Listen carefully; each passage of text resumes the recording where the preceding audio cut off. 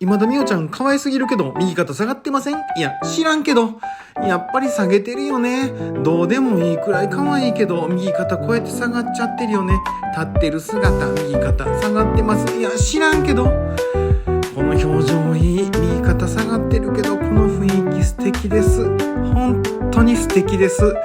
で、右肩下がってんの関係ない。右肩下がりだから走るとき、右肩が前に巻いちゃいます。巻いちゃうんですよ、みおちゃん。なんか持っているよね。あなたの姿勢も実は似てたりして、チャンネル登録して自分の癖も見抜こうや。